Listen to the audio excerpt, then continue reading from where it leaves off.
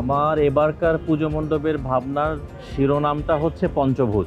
পঞ্চভূত একটা বৈদিক দর্শনের বড় একটা পার্ট। প্রকৃতিতে যা অ্যালাইভ, যা কিছু জীবিত, যা কিছু নড়াচড়া করছে, এটার মূল উপাদানই হচ্ছে পঞ্চভূত। যেমন পঞ্চভূতের মধ্যে যে পাঁচটা এলিমেন্ট, এই পাঁচটা এলিমেন্টকে যদি আমি ব্যাখ্যা করি, এটা প্রথমটা হচ্ছে ক্ষিতি। ক্ষিতি মানে হচ্ছে মাটি। দ্বিতীয়টা হচ্ছে অপ। অপ মানে হচ্ছে কি জল। তৃতীয়টা হচ্ছে তেজ। তেজ মানে হচ্ছে আগুন। চতুর্থটা হচ্ছে মরুত। মরুত মানে হচ্ছে কি বাতাস। আর পঞ্চমটা এবং শেষটা হচ্ছে বম।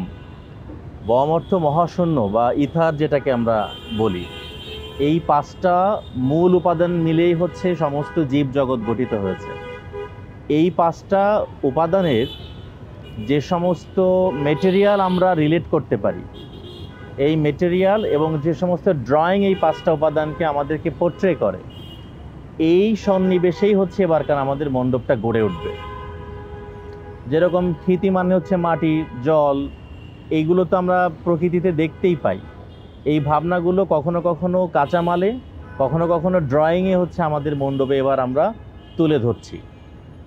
এবং একটা দর্শক বা একজন শিল্পবোদ্ধা যখন এই মন্দিরে প্রবেশ করবে, উনি যখনই বুঝবেন যে এই মণ্ডপ ভাবনাটা পঞ্চভূতে গড়ে উঠেছে, উনি নিজের মতো করেই কিন্তু আবিষ্কার করতে পারবেন যে কোনটা জল, কোনটা মাটি, কোনটা বায়ু, কোনটা মহাশূন্য এবং কোনটা আগুন। এবারকার যে পঞ্চভূতটা আমি বানাচ্ছি, এখানে খুব বড় একটা জায়গা জুড়ে থাকবে বাঁশের এবং পাটকাঠির নানান বুনন। বাঁশের যত ধরনের বুনন আমাদের বাজারে আমরা দেখতে পাই, যেরকম ঝুড়ি বা বেড়া যা যাই আছে না কেন, তার প্রায় 9টা বুনন আমরা এখানে নিয়ে আসছি। যে 9টা বুনন কোথাও কোথাও হয়তো বা সলিড সারফেসে ব্যবহৃত হবে, কোথাও কোথাও অর্নামেন্টে ব্যবহৃত হবে। এবং এই বুনন কাজের শিল্পীরা আসছে সাতক্ষীরা থেকে, এই বুনন কাজের শিল্পীরা আসছে খুলনা থেকে। এনারা এখানে বসে, এই মাঠে বসেই কিন্তু এই কাজগুলো করছেন। এইটা একটা বড় আনন্দের ব্যাপার। মানে আমরা এরকম কিছু শিল্পীকে, যারা একদম মানে মাটির মানুষ, যারা মাটিতেই কাজ করেন, তাদেরকে এনে আমরা কাজটা করতে পারছি। আমাদের এখানে 4 রকমের বাঁশ ব্যবহৃত হচ্ছে। এই বাঁশগুলো যশোর থেকে আসছে, সিলেট থেকে আসছে, যেগুলোর বাঁশের টেক্সচার, বুনন এবং গঠনই আলাদা। এইগুলো দরকার হয় বিভিন্ন টেক্সচারের জন্য। এখানে পাটকাঠি আসছে নড়াইল থেকে। নড়াইলের একটা বিশেষ পাটকাঠি আছে যেটা দেখতে সাদা, মানে ধূসর নয়, সেটা আমরা ব্যবহার করেছি এবারকার কাজের মধ্যে। এবং একটা যে কাঠটা ব্যবহৃত হয়েছে, এই কাঠটাও কিন্তু সাধারণ কাঠ নয়। যে আমরা দেখি সেটের যে সমস্ত সাধারণ কাঠ দিয়ে সেট ডিজাইন করা হয়, আমাদের মণ্ডপে ব্যবহৃত কাঠটা সাধারণ কাঠ না, এটা তুলা কাঠ, যেটাকে বাগেরহাট অঞ্চল থেকে আসছে। ওই অঞ্চলের মানুষ এটাকে মান্দার কাঠ বলে। তো এই কাঠটা বেন্ড করতে খুব সহজ। বেন্ডিং, অনেক ধরনের রাউন্ডের কাজ থাকে আমাদের মণ্ডপে, সেটার জন্য বিশেষ একটি কাঠ হচ্ছে এই তুলা কাঠ। এটা বাগেরহাট থেকে এসছে। তো এরকম বাংলাদেশের মোটামুটি 7টা জেলা থেকে আমরা এবারকার মণ্ডপের জন্য কাঁচামাল সংগ্রহ করেছি। যার মধ্যে একটা খুব ইন্টারেস্টিং পার্ট ছিল যে আমরা টাঙ্গাইলের মধুপুর থেকে একটা লাল মাটি এনেছি। এই লাল মাটিটা যদি আমি কাউকে ব্যাখ্যা না করি, কাউকে চিনিয়ে না দিই, অনেকেই হয়তোবা মনে করবে রং, এত মিষ্টি একটা আউটপুট এই রং মাটিটার। আমরা শুধুমাত্র মাটিটা জলের মধ্যে মিশিয়ে সামান্য একটু বাইন্ডার ব্যবহার করেছি, যাতে রঙে বৃষ্টিতে ধুয়ে না যায়, কিন্তু সরাসরি এই মাটির রংটাই আমাদের এবার মণ্ডপে থাকছে। আমার পুজো মণ্ডপ বানানোর শুরু থেকেই আমি এক পুরো সময় জুড়ে যেসব কাঁচামাল আমি পছন্দ করেছি আমার কাজের জন্য, যে সমস্ত কাঁচামাল উপাদান দিয়ে আমার মণ্ডপগুলো আমি বানিয়েছি, তা সবই হচ্ছে কি প্রকৃতি থেকে আসা। প্রকৃতি থেকে আসা। এরকম আমি কেন বলছি যে এটা, মন্দিরটা যখন ভেঙে ফেলা হয়, মণ্ডপটা যখন ডিসমেন্টাল করা হয়, আমি প্রকৃতিতে এমন কিছু ফেলে দিচ্ছি না যেটা প্রকৃতির সাথে মিশতে সময় নেয়। মানে এখনকার সময় যদি আপনি বলেন যে বায়োডিগ্রেডেবল যে শব্দটা আমরা এখন বারবার বলি, এটা কিন্তু আমি ওই 18 বছর আগেই ভাবনার জায়গা থেকে, মানে বুঝে না বুঝে এই ঘটনাটা ঘটাইতে শুরু করছিলাম।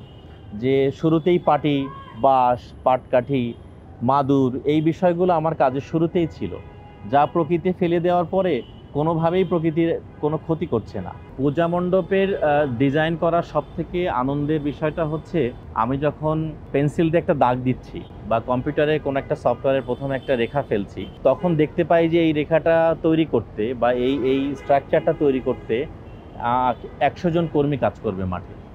এটা একটা ভীষণ আনন্দের ব্যাপার। মানে একটা শিল্পী হিসেবে, একজন পূজা মণ্ডপ আর্টিস্ট হিসেবে ওইটা একটা মানে ভীষণ বড় আনন্দ। মানে একটা লাইনের মধ্যে দেখতে পাই যে কি মেটেরিয়াল, কি মানুষ কাজ করছে, এটা একটা বড় আনন্দ থাকে। আমরা এবার ধরেন যে এই যে পূজা মণ্ডপটা এবার বানাচ্ছি, এখানে আমরা এবার 50 জন মতো কর্মী কাজ করছি। কিন্তু আমার এই মাঠে এটা নবমবার, আমি আগে আরও 8টা বছর কাজ করেছি এখানে। তার মধ্যে এরকম একটা বছরও গেছে যে 200 জন কর্মী আমরা 70 দিন কাজ করেছি এই মাঠে। মানে টানা 70 দিন নানাভাবে এই মাঠে আমরা কাজ করেছি। এবং এই পুরো সময়টা জুড়ে আমার মাঠে থাকা, মাঠে খাওয়া, মাঠে ঘুম, এটা একটা অন্যরকম জার্নি, একটা আনন্দের ব্যাপার। সেটা আমি খুব এনজয় করি। দ্বিতীয়ত আমাদের এখানে যে ধরনের কর্মীরা, যে ধরনের কারিগররা কাজ করেন, তারা কিন্তু মানে শুধুমাত্র কাঠমিস্ত্রি এরকম নয়, তারা একটা বিশেষ কর্মদক্ষতা সম্পন্ন মিস্ত্রি, বিশেষ কারিগর, বিশেষ কারুশিল্পী। তারাই এখানে কাজ করছে আমাদের সাথে। এখানে যশোর থেকে আসা কর্মীরা আছে, মাগুরা থেকে আসছে, খুলনা থেকে আসছে। এই মানে একটা অঞ্চলে যাদেরকে আমি ব্যক্তিগতভাবে চিনতে পেরেছি, যাদেরকে আমি চিনি, তাদেরকে নিয়েই কিন্তু এই কাজটা করা হয়। যার ফলে মানে গতানুগতিক যে সমস্ত ভাবনা মানুষের চোখে বা মাথায় থাকে পূজা মণ্ডপ দেখতে আসলে কি দেখব, তার থেকে একটু উতরে যাওয়া সম্ভব হয় এই কর্মী দলের কারণেই। আমি হয়তো বা যেটা আঁকছি, আমি হয়তো বা যেটা ভাবছি, সেটা এই কর্মী দল এটাকে খুব সুন্দরভাবে তুলে ধরতে পারে। আমাদের এখানে এমন কিছু মিস্ত্রি কাজ করছে যারা পরম্পরাগতভাবে কাজ করে, যে তাদের বাবা পূজা মণ্ডপ শিল্পের সাথে জড়িত ছিল, তার ছেলেরা এখন এখানে আমার সাথে কাজ করছে। এরকম কয়েকজন কর্মীও কিন্তু আমার টিমে আছে। সো এটা খুব একটা বড় ব্যাপার, আমি মনে করি খুব বড় একটা ব্যাপার। প্রতি বছর কাজের কিন্তু একটা আলাদা চ্যালেঞ্জ থাকে। প্রতি বছর যখন আমি কাজ করি এবং যখন একই জায়গায় কাজ করি, একই ক্লায়েন্টের কাজ করি, সেটা বরঞ্চ আরও বেশি চ্যালেঞ্জের। তো মজার ব্যাপার হচ্ছে যে প্রতি বছর কিন্তু যে কাজটা হয়েছে সেটা পূর্ববর্তী বছরকে ছাপিয়ে গেছে। মানে প্রত্যেকটা কাজই তার পূর্ববর্তী বছর থেকে আলাদা এবং সুন্দর। এই চ্যালেঞ্জটাই হচ্ছে আমাকে নিয়ে প্রতি বছর এই মাঠে কাজ করতে হয়, এবং সেটা আমি উতরে যাই ইন দ্য সেন্স যে প্রত্যেকটা মণ্ডপকে উতরে গেছে প্রতিবার নতুন করে।